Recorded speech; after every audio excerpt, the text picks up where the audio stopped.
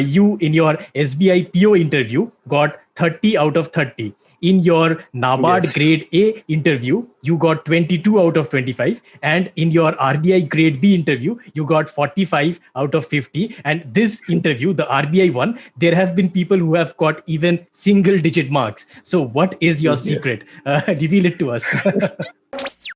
Rajit Mehan has secured an astounding 263.75 marks in the phase 2 and the interview combined, as you can see over here. So he has ranked in the number 2 position in the All India ranks that are found out shortly after the publication of the results. So these are his phase 1 marks, and today we are going to take a look at how he achieved these amazing things. He's a very down to earth and a very humble guy, and you are going to love this interview. So let's begin.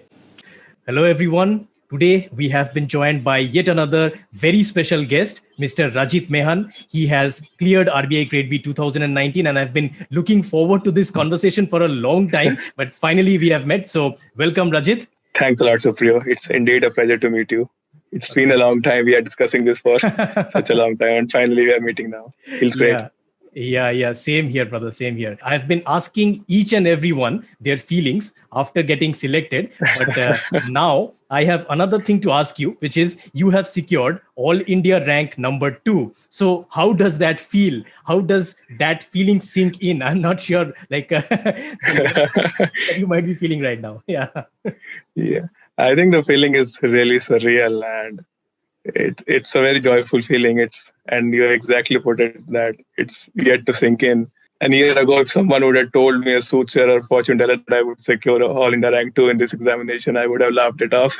I would have said it's impossible. And see, it's the toughest examination after the UPSC civil service examination, in my opinion, and securing an All India rank 2. I have no words to say.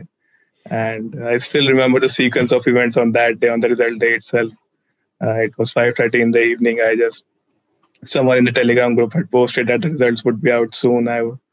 It was really tense, and I was just pacing up and down the room. And at about 6:25, 6:30, when the results came, and I saw that name, the roll number in my PDF, and I think I just went gaga over it, and I was dancing around there. There was nobody in my home. My parents were in the office. I was just. It's a very feeling that can't be described. I had a very peculiar habit of seeing the UPSC civil services finalist and going through the names. And I always wondered how that candidates would be feeling, what a feeling that would be. And now having gone through it, it's amazing. And it's absolutely yet to sink in. I still go back to that PDF, just check my name, just to assure myself that I'm still there. Brother, I'm so proud of you. Like, I am really like talking to you, and I've seen that you are a very interesting person. And do you remember that like we were talking about you having a project? You were actually doing a valuation of the Durga Puja event, and we were talking about that. And so it was I wanted to hire you as a consultant for that project. That was amazing. And just talking to you, and we were also talking about your bucket list, and I'll not talk about those things here. It's a conversation for some other day. It's amazing. Like, you are a very interesting person. Today we are just going to talk about the RBI, the prep and all. But in the future, someday we are going to discuss some other topics as well about life and about your interests. Absolutely, Shubhra. Would love to be a part of that conversation. And I think this is also more of a candid discussion and a conversation rather than an interview, just between two of us. It's just two friends talking. That's what it is. Yes. So Rajit, just for our audience, if you could give a little brief about your background, where you come from. Sure. So I was born and raised in Chandigarh. It's a city beautiful. It's a very nice little cozy city. It's the capital of both Haryana and Punjab. And if you happen to visit here sometimes, do let me know. I'll love to take you around. So I did my schooling from here itself, and I did my graduation from Punjab Engineering College. I am a graduate in civil engineering.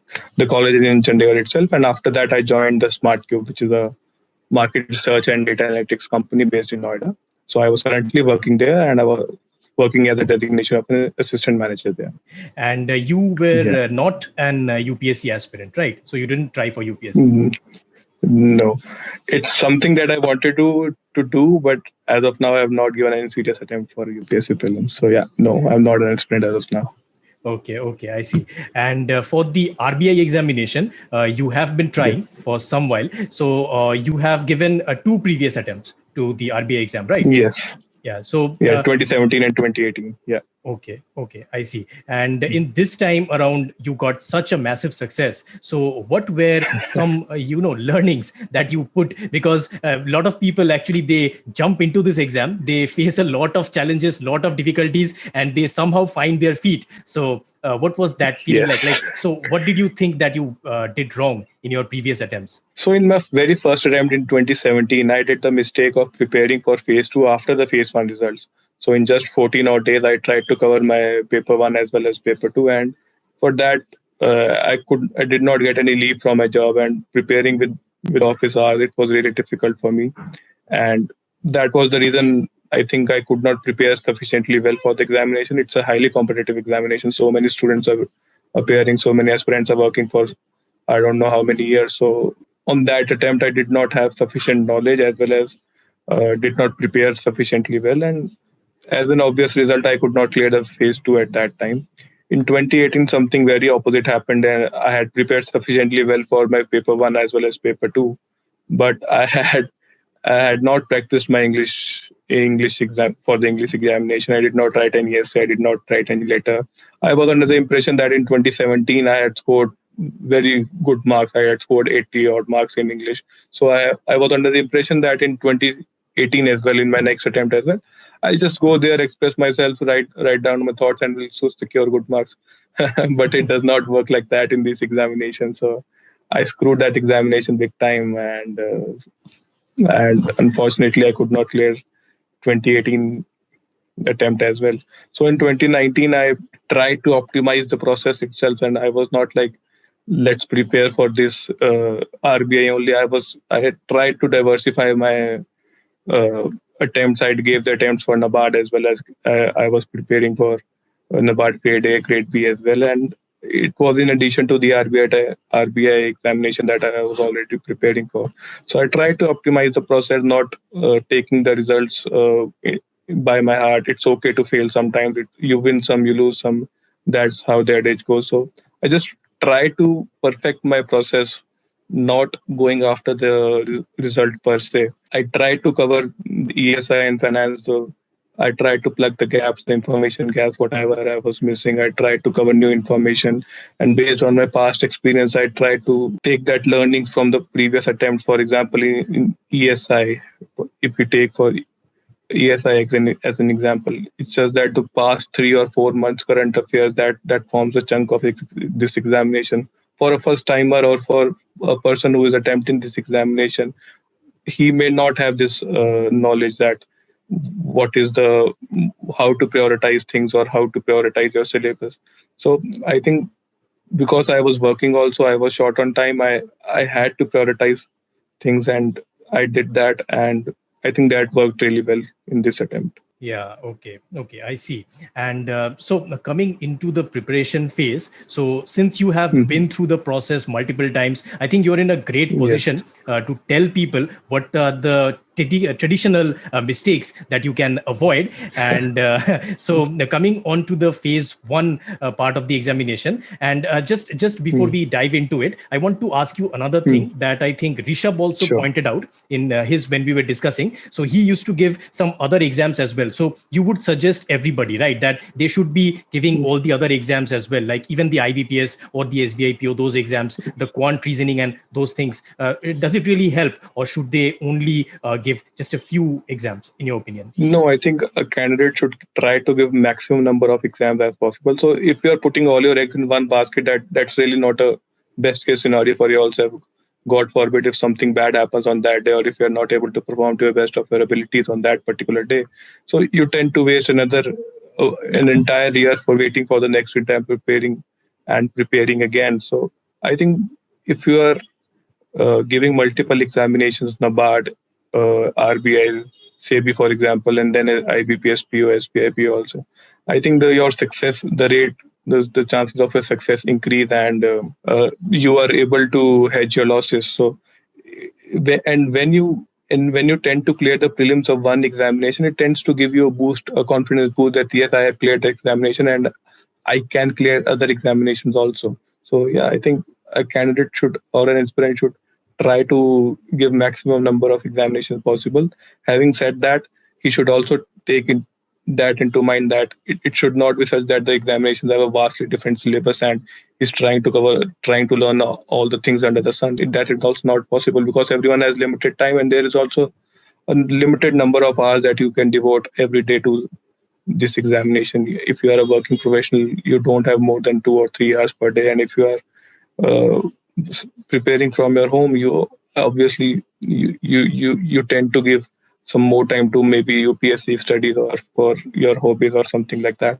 So I think it's very important to choose examinations wisely and not depend on just one particular examination. That's a very good thing that people should be remembering. So let's move into the phase one preparation. So your marks, I'll just put it out at the beginning of the video. So if anybody has missed it, I would suggest go and see the beginning part of the video. You might not remember the marks, but anyhow, how did you prepare Yeah. for the quant, the reasoning, the English, and the general awareness? So how did your preparation go? So this was my third attempt at the prelims for RBI. In the past, I've also given attempts for NABARD as well as NABARD Grade A as well as NABARD Grade B, and I also given in 2017 I attempted the SBIPO as well. So I have attempted all these prelims, and I have made all the possible mistakes that aspirant can possibly make. So what I want to tell anyone who's preparing for RBI is that please prepare a general awareness section very thoroughly. This consists of 80 marks out of 200, and this forms the chunk of the examination. And your selection in the phase two will depend solely on your marks in the general awareness section. If you are able to score more than 50, 55, or candidates even score above 60 marks, if you are able to do that, your selection is almost certain. Having said that, it should not be that you depend solely on general awareness and you completely neglect the rest of the sections. The rest of the sections also constitute 120 marks, but these are not as important as the general awareness section. There you should practice and go through the exam question paper once, just for each of the sections. Now the section timings have been introduced. So for before in 2018, in 2017, a candidate just like me who was not very good at reasoning, I tended to devote more time in reasoning, and then I could make up for the time in my quant as well as in English section. But from 2019 as well, now they have introduced a sectional timing.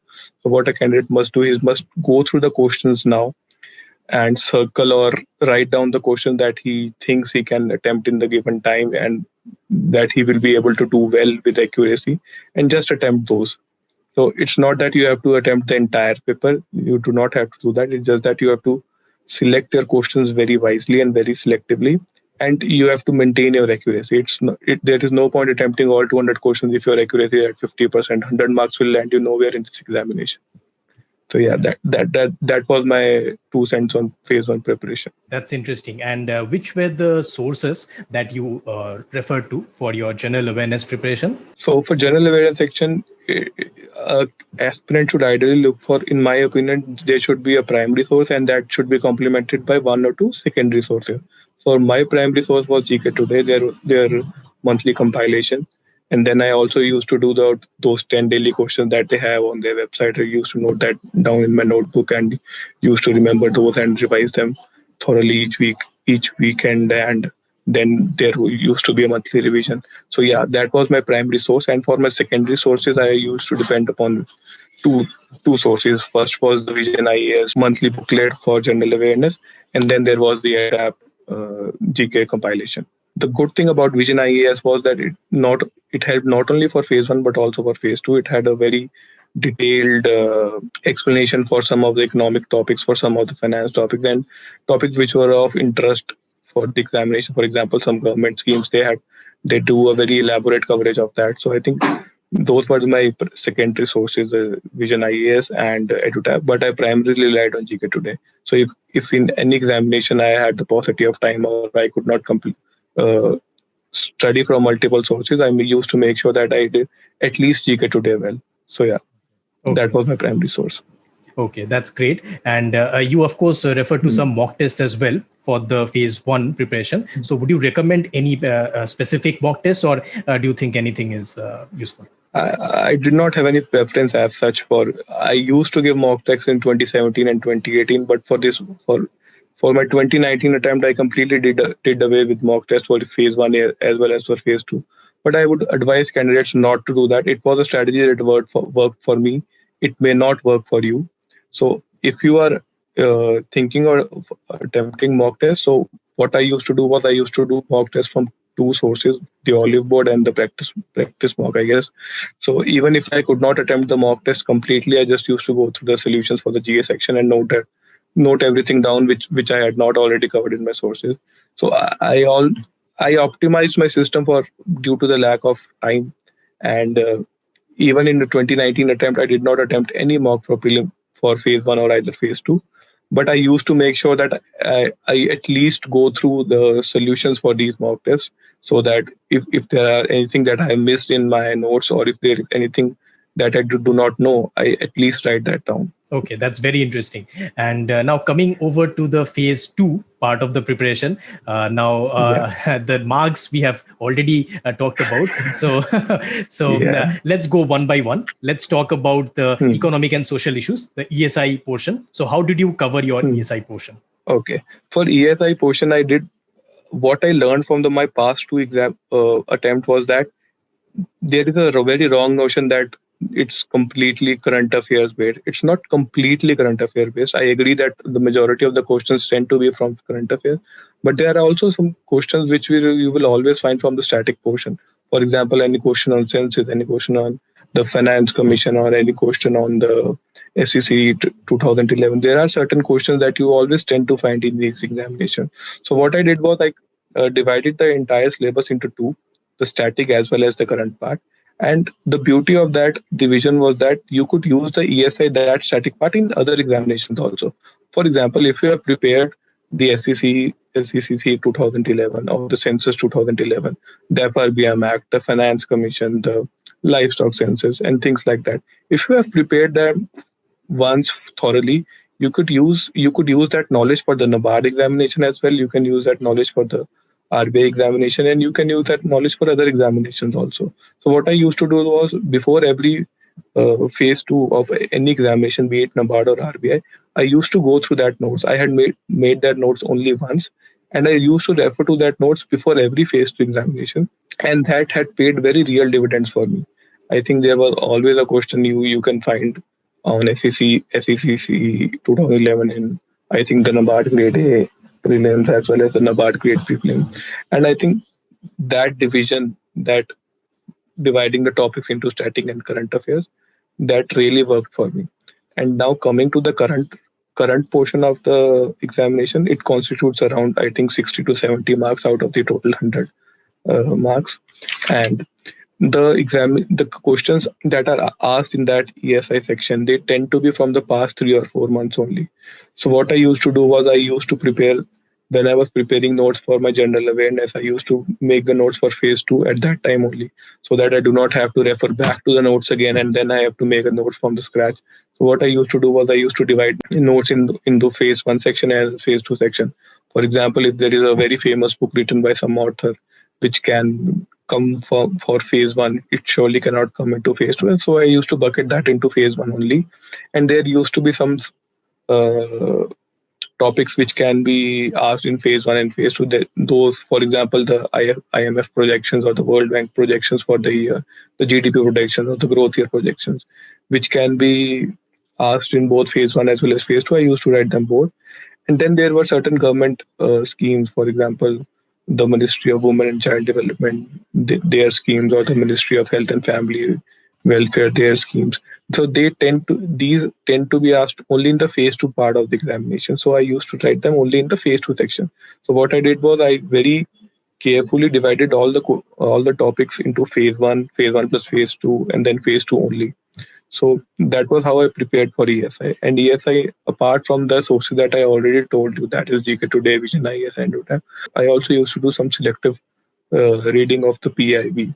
So you have to be very selective when you read PIB. It has a plethora of information. You do not have to go through each and every news that they have mentioned for each of the days, then I think there is no end to it. But you have to be very selective. If there are certain ministries, for example, MHRD ministry, the Ministry of Women and Child Development, then and certain other ministries which are of importance, and from where the questions from where the examiner can ask questions, you have to write those. You have to go through only those select ministries and their news, and you just have to read the heading, and in your mind you have to make that conscious decision that will can this be asked in the examination or can this not be asked in examination. So if you need to have the you need to see every topic from that lens. Otherwise, you will just keep on writing everything down in a notebook, and for each day your notes will be for 200 pages. And how will you revise those stuff? It will really get cumbersome. So you have to be very smart about what you write, and you have to see each and every topic from the lens that can it be asked in the examination or cannot, or it's just news. For example, if there is an accident between two cars and it's in the news and you tend to write that in your note, there is no point. This is not news from an examination point of view. So Yeah. you have to be very smart and selective about it. Yeah, that's a very interesting observation. And another thing that I hope that everybody takes away is that you were bifurcating your notes into the various Yeah. classifications so that it's easier to revise. Otherwise, you'll be hunting Yes. that whether this is useful for phase 2, this is useful for phase 1. So you used to have some digital notes, right? You used to put it somewhere. Yeah, I used to make my notes on Evernote. I used Evernote extensively. I also used to have some notes on my MS Word. I did not make notes, a physical copy of it. So the reason behind was that I could always update my notes when the situation demanded. For example, in March, the IMF has come up with a 10% projection for let's say, and in April they revised it for 9%. Then you do not have to search around and write it from the beginning. You just go there, update it. So I used to make digital notes, and I think it's very important for the aspirants to make their own notes and do not rely on any ready-made compilations. So when you make your own notes, the things you jot down or the things you enter into your desktop or your laptop or your tablet, whatever that is, tend to get registered in your subconscious mind. So, for example, if you are not even able to revise it, if you have written it and there are four options, you tend to get the right one. So it's very important for anybody who's for aspirants to make their own notes and do not rely on any ready-made notes.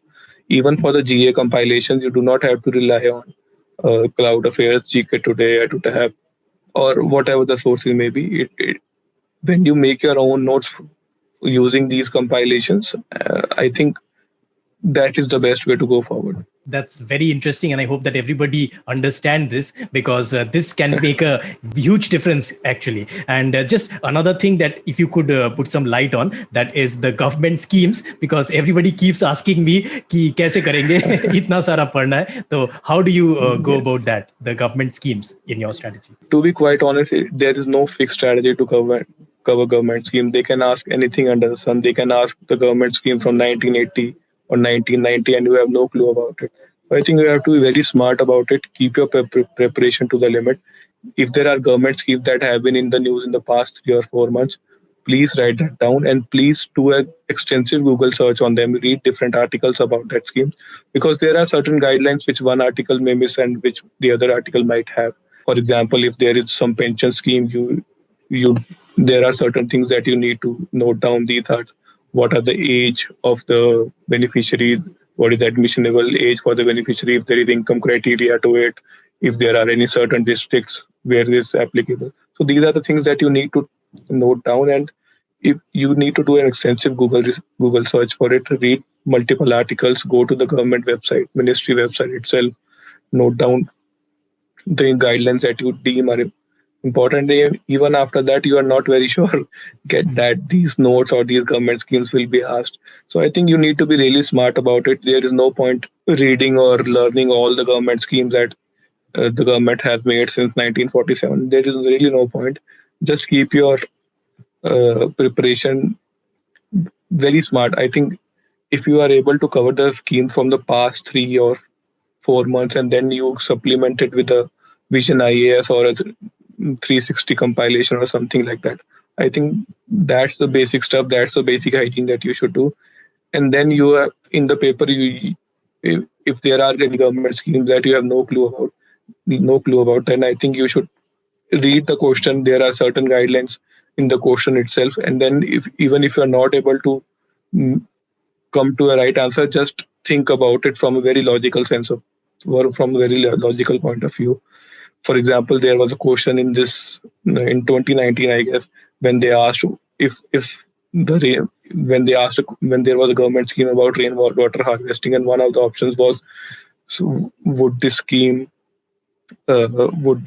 give incentive to the growing of moisture loving plants, or would this scheme uh, give intensive to dry plants or something like that? So if there is a scheme for water harvesting, it obviously moisture loving plants cannot be the answer. So you need to be very smart about it. You cannot learn these things, you cannot memorize these things.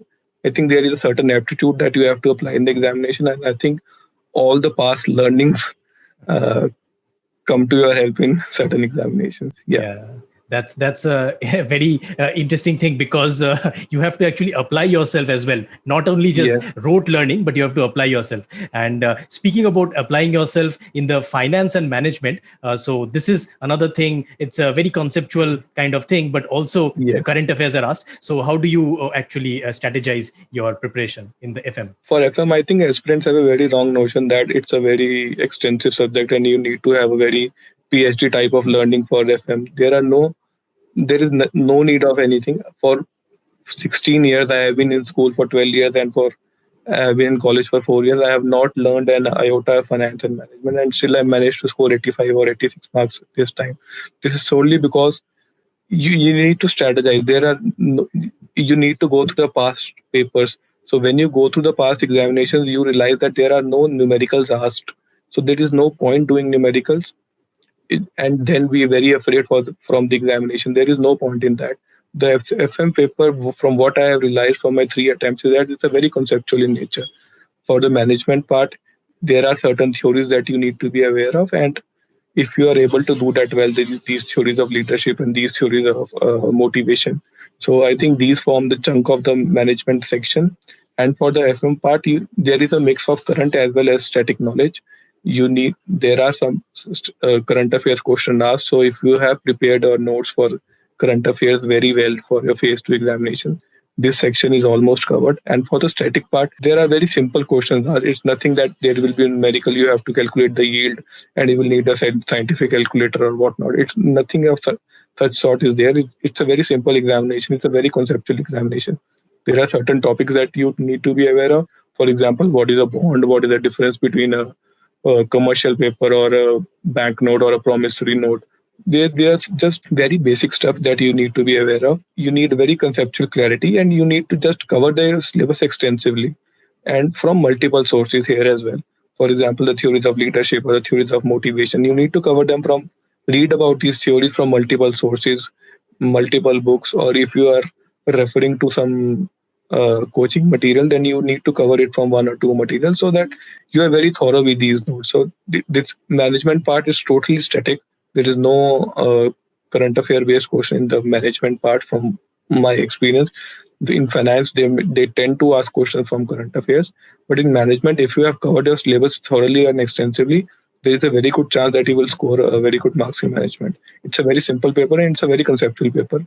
Aspirants do not need to fear the examination from at any point. That's something that aspirants should be remembering, and they should strategize it so that they do not miss any questions in management. I think this time management had a little bit more weightage also, isn't it? So that was also something that people could pick the up their weightage marks. tends to fluctuate. It's sometimes it's 50-50, sometimes it's 40-60, sometimes it's 60-40. I think it tends to fluctuate, but at an overall level, it's almost half of the questions are from the finance part and half of the questions are from management part. And if you have covered your management part thoroughly, I can guarantee you will easily get 60 marks even if you have not studied anything for the finance section. Yeah, okay. And now we want to move into the English preparation, and I know that you have been burnt. You have Yeah, actually been burnt once. burnt. So, Yes. so how did it actually? How did you turn it around? And you got great marks this time around. So how did that happen? Like, So in my 2017 attempt, as I already discussed, that I got around 80, 81 marks. So at that time, I did not prepare anything extensive or anything special for English. I just went there, wrote an essay, wrote a letter, and wrote a essay, and just uh, scored very good marks. So I was under the impression that in 2018 as well, this strategy will work.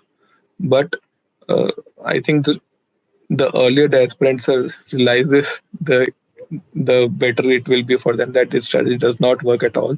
It's a very subjective paper, and nobody knows what the marking criteria is. I have given so many examinations from NABARD as well as RBI, and every year my marks tend to fluctuate. So I do not know what is the marking scheme that they use, uh, how do they tend to uh, score a candidate. It's just that from your point of view, you need to cover your essays, you need to cover your pressy, and you need to cover in English comprehension.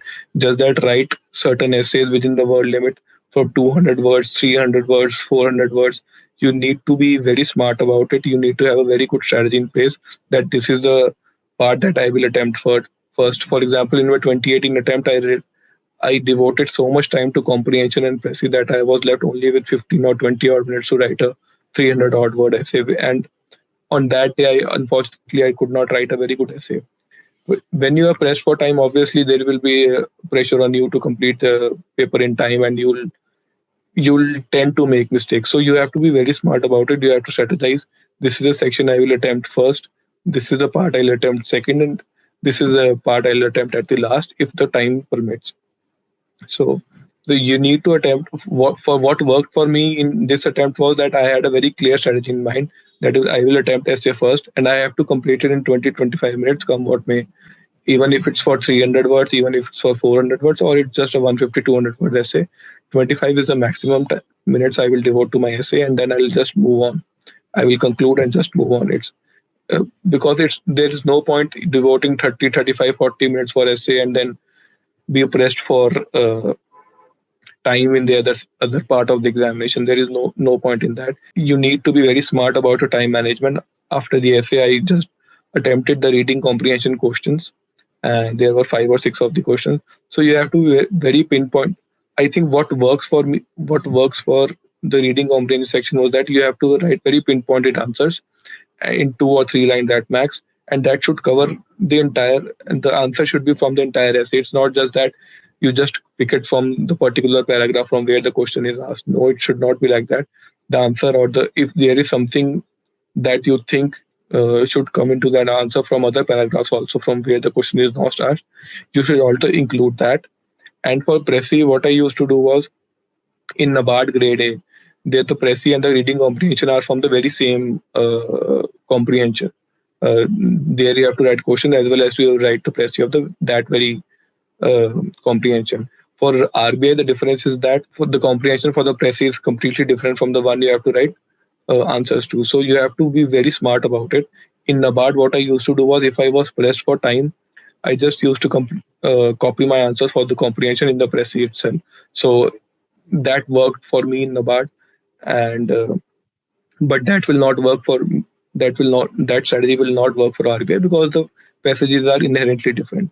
So you have to be very smart about it, and please do not make any grammatical errors. Please double check what you are writing when you are typing. There tends to be the chance that you make some spelling errors or some grammatical errors. Please don't do that. From your end, please try your best. And I don't know what works. Nobody knows what works for English, and then you just pray to God that it works. Yeah. Yeah, that's very true, and we cannot really predict the marks in that section. We just have to do, like you said, holistic preparation. We need to have those targets in our mind that this is the amount of time that I'm going to invest in these individual things, and then just hope for the best. And that's Yes. that's the great thing. And now coming to the interview section, and this is something Yeah. that I hope that everybody watches very carefully, because I'll just tell everybody so that the audience knows. You in your SBI PO interview got 30 out of 30. In your NABARD Yes. grade A interview, you got 22 out of 25. And in your RBI grade B interview, you got 45 out of 50. And this interview, the RBI one, there have been people who have got even single digit marks. So, what is your Yes. secret? Reveal it to us. I think I have been really lucky, to be quite honest, to get these kind of marks for in all the three interviews that I have appeared so far. But I think rather than that, there is a completely different strategy that I followed, which many candidates or which many aspirants might find very odd. For any of these interviews, for may it be SBI, NABARD, or RBI, I did not appear for any mock interviews as such. I did not appear for any EduTab interview. I did not appear for any Anujinder interview or any other coaching institute for that matter. What I believed in was that if you only have 15 odd minutes before the board, and you have to be a very best version of yourself in that 15 odd minutes. So if you rely on someone else's feedback for your interview, in my personal opinion, that is not the right way to do about it. Your nobody knows yourself better than you do. So why don't you take feedback from yourself rather than relying on somebody else? So what I used to do was I used to do mock interviews of myself in front of the mirror for each of these three examinations. I did that, and I used to refine my answers, and I used to plug information gaps, and I went through my DAF, or the detailed application form, the biodata form, very thoroughly, and I used to pick up questions from my own. What can they be? What can they ask me? If you put yourself in the interviewer's shoes and you see your application form, you tend to get a very new perspective about yourself. In management consulting, we call this an inside out perspective, and this is something that you should rely on rather than being an outside in perspective, rather than relying on somebody else's feedback. So this is a strategy that has worked for me, and I do not know if candidates do not have any prior experience for the interview. I would not suggest this strategy. They should go for mock interviews. They should take feedback. But if you have been appearing for interviews multiple times, I think after one point of time, these mock interviews do not help. It's only you that can guide you or improve yourself. From my experience with the interview board, I have appeared thrice now, as you rightly said. The interview is not a knowledge test. They have already tested your knowledge in phase two and phase one examination.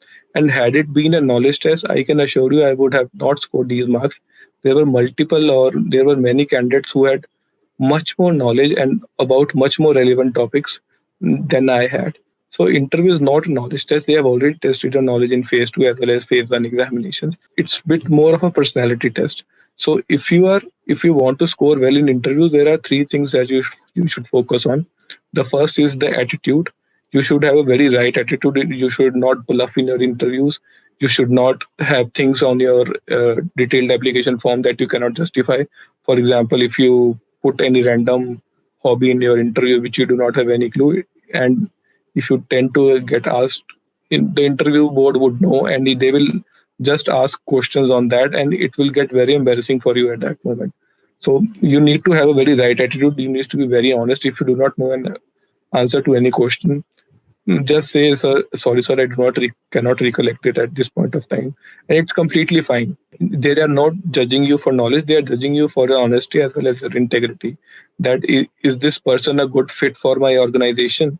Will he compromise his morals, or will he compromise his values just because of an interview? So your attitude should be right. Then, of course, his knowledge should not be that you should have no clue about the organization that you are preparing for. For example, if you're going for an RBI interview, it makes sense to have read that you have read very thoroughly about the RBI as well as the functions that it does, and as well as the current affairs related to RBI. You should have thorough knowledge about that. Having said that, they do not expect you to have a PhD in economics, so it's completely fine if you do not have answers to some of the questions. Even I did not have answers to not some but many of the questions, and it's completely fine if you are able to if you are very honest in the interview, you have the right attitude, you have a basic hygiene knowledge, and then what I think the third most important factor is the relevant work experience. It's okay if you do not have any prior work experience. They do not expect everybody to have prior relevant work experience. But if you have that prior work experience, you should be able to justify it. For example, if you are a commercial banker and you have worked in SBI or you have working in some other public sector banks, and then you are going for an RBI interview, they expect you to have a very thorough knowledge about the work that you do. And if you are not able to justify or if you are not able to answer those questions, uh, for example, if you are working in an SBI for 3 years and you do not know some basic knowledge, do not have answers to basic knowledge, then I think it does not reflect good on your part.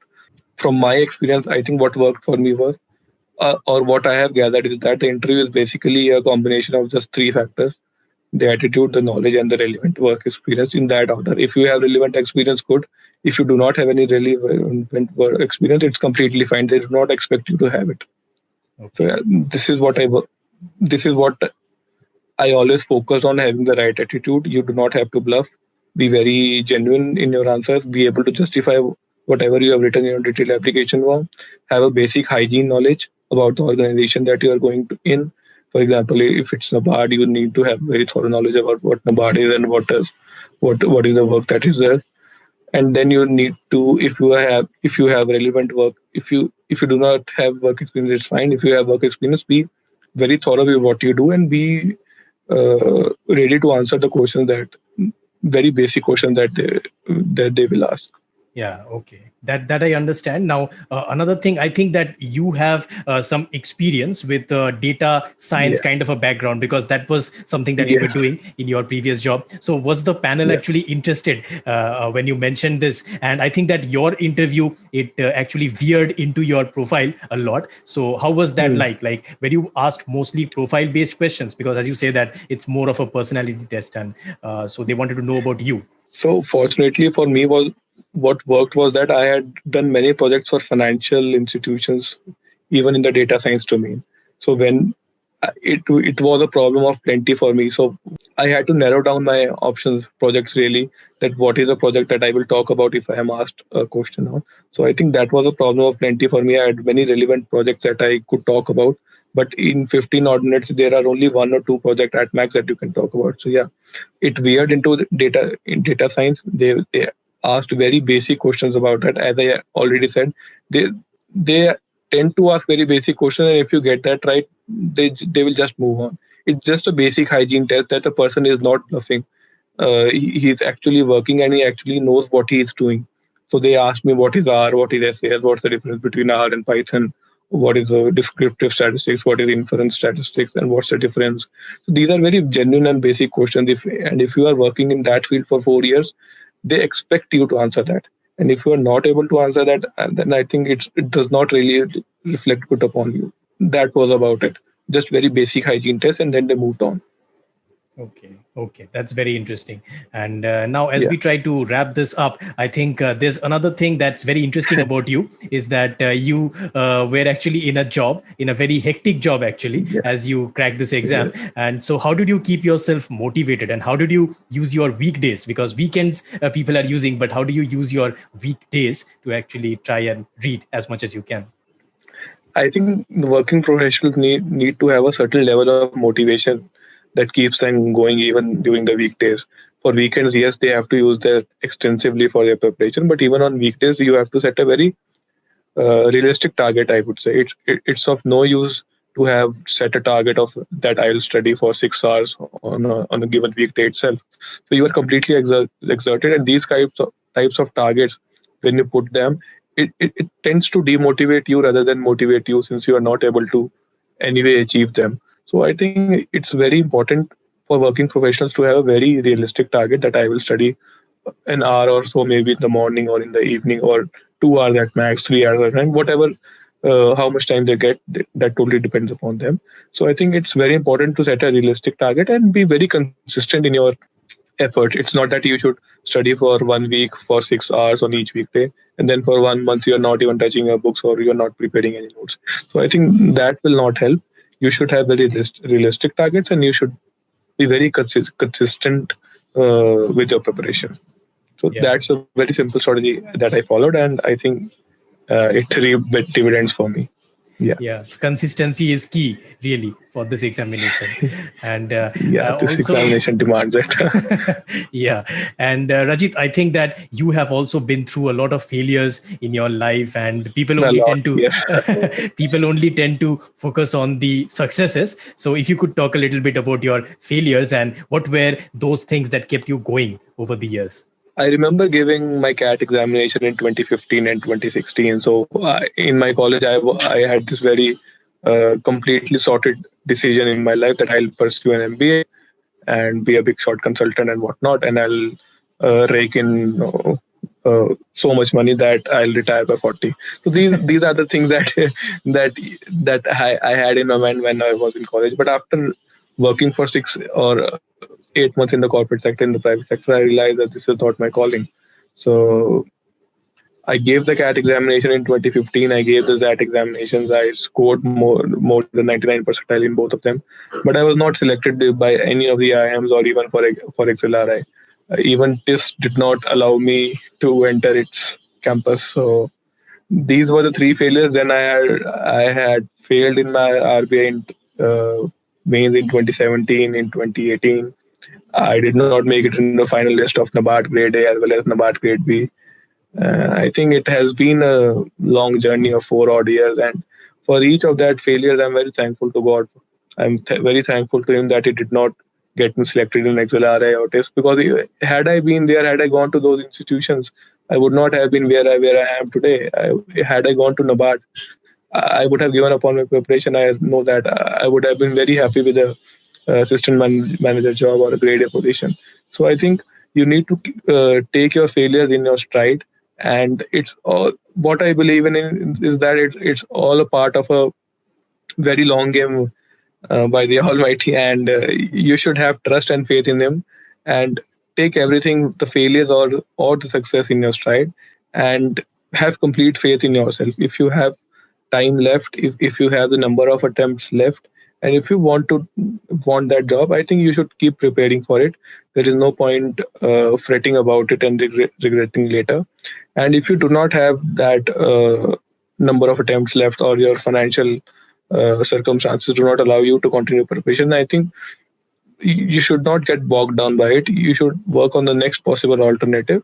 You keep yourself in the things, in the thick of things. Fretting over a job, fretting over a college admission, fretting over anything in life will take you nowhere. It's just that you have to take everything in stride and be consistent with your efforts, and leave everything up to the Almighty. If it works, it works. If it doesn't, go for the next option. This is what I followed, and and after 4 long years, it has finally paid off. Yeah. Yeah, certainly there's a lot to learn from you regarding this attitude that you have cultivated. And I'm sure that after such a long time of, trying these things and finally making it, it's a special kind of a feeling as well. So all those failures, they actually make the success much more sweeter, isn't it? So Sweeter. that's, Yeah. that's also something. And so Rajit, it was really great talking to you. So as we end this, any final Same here, buddy. words? Same here. Yeah. So any final words for the audience that's watching, and any people in your life that you want to thank for playing an instrumental role in your life, your parents and all the people who have supported you over the years? Yes, I think my parents played a very pivotal role in all these over the years. I think my parents come from a very humble background. My father joined as a clerk, and he has risen to a very high position, and he will be retiring at a position, the highest attainable position by a non-IAS joinee or something like that. I think that really motivated me. If my father and my mother can do so, can come from very humble beginnings to reach those levels, and I have all the facilities, and I have all the cushioned life that I am living. So why not me? So why should I not put those efforts in? So Rajit, talking to you, I think that you have been shaped by your difficulties and you have never given up. You have kept that flame burning within you. And so as we wrap this thing up, any final words to our audience who's watching? They are also going through a lot in life. And so any final things that you want to say? The only thing that I would like to share, or would like to tell your audience, is that do not get bogged down by your failures. It's completely a part part and parcel of your life. There will be some instances when you will win, and there will be some instances when you lose. And I think it's from your failures that you tend to learn much more than your successes. See, when I failed in my first exam, in my very first attempt, I realized that you cannot prepare for the phase or for the phase two or the mains in 14 days. When I failed in my second attempt, I realized that you cannot have no strategy for English. You have to do at least something about it. When I failed in my NABARD examinations, when I failed in my TIS and that CAT, whatnot, I failed a lot. So, it's the learnings that count. It's not the failures that count. If you are able to pick yourself up from that, and if you have a sufficient level of motivation, and if you apply your learnings, you will surely go somewhere where even you yourself would not have imagined it. Just as I said, if someone a year ago would have said that I will get the All India rank 2 in RBI, I would not have believed him. But here we are today. So I think it's very important to learn from your failures. It's very important to keep that momentum. It's very important to be very consistent and be very humble in your approach. And you need to get a different perspective. It's not always about I prepared so hard, he did not, and he just got through, I did not go through. It's not that. You do not know everyone's story. They have been preparing you don't know how many years, what are their circumstances. So you do not compare yourself with others. Just give it your best effort and hope for the best, and things actually work out. It's my personal experience. Yeah. That's a beautiful message to end this. And I think talking to you, I've seen that you have never actually relinquished your humility, and even today you are, after reaching so many heights, you are still giving advice, and I'm sure that in the days to come, in the years to come, you will be offering advice, and you will be supporting all the other people who are trying to get to that position. And so I will be linking to your social channels down below, and I think you'll also be coming out with a blog, and I'll be very happy to bring that to our audience. And it was just an extremely big privilege to actually speak to you. So thank you. Same here, brother. Thank you. And talking to someone like you has been an experience of a lifetime. The things that you are doing for the aspirants, and I think it really takes some very great conviction and motivation to do what you're doing. And I have the greatest respect for you, my man. Thank you, brother. Thank you, brother. We will be meeting again, and someday in the future we'll be having another conversation. So take care and bye. Thank you, Satya. Have a nice day. Bye.